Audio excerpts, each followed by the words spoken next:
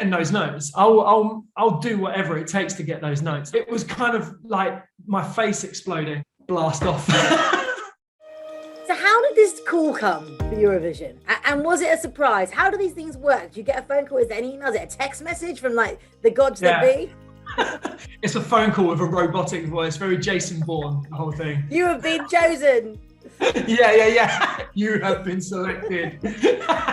And then a spotlight comes down, it's like Mr. Bean. But no, I wrote the song like a year and a half ago with some friends of mine. Never envisioned that it would be the Eurovision song or that I'd ever be a Eurovision entrant whatsoever. But songs have a way of doing things in the background once they're written, like your publisher, your label, or your manager. They kind of get passed around. It's like the letters in the in Harry Potter, in like the wizard government building. I'm really embarrassed I can't remember that because I'm a big fan. But like they're just sort of zooming around everywhere.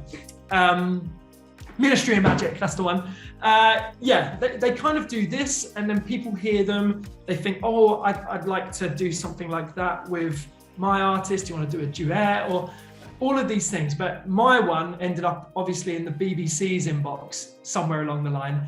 And then they called me, like obviously a year and a half later, and then sort of said, hey, we've just heard your song Spaceman, and how do you feel about singing it at Eurovision this year? So that was only in January that I got that call. And what was your immediate reaction? Like, what noise did you make? What face did you make? I mean, it was kind of like my face exploding, you know? The only thing is, I'd say, is that you have chosen a song that's rather high. How are we getting those notes? You know, out of 10, how often are we getting them? We're getting those notes. I'll do whatever it takes to get those notes. Don't worry about that. I've found ways of getting some power in there. How do your neighbours feel about this song at Eurovision? Because I can imagine they've heard it quite a lot. They're stoked. They're so stoked, and they've been so supportive. My neighbours are amazing. Like over lockdown and before that, when I was like playing Iron Maiden, like playing along on my guitar to like all the Iron Maiden records, like full volume. Like there's never been a moment where anyone's like been annoyed or tried to shut it down. Eurovision, turn it down.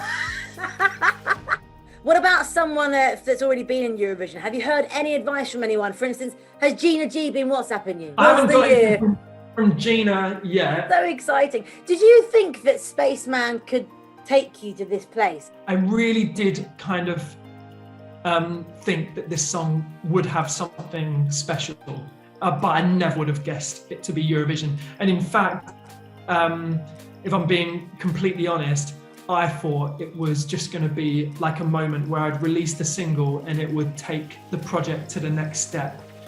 But I'm so glad that it wasn't just that, because I would consider that more of just like a hope launch, of throwing something out and then just hoping, praying that it does something. But I think things, you know, sometimes they work like that, but a lot of the times they need an energy behind them, and they need a vehicle, and that vehicle in this case is Eurovision. And I think the song fits it. And I'm so grateful to be a part, and I'm so stoked that Spaceman was released just a little bit before Eurovision, so it had its own little life, and then it got announced, and now it gets to kind of blast off.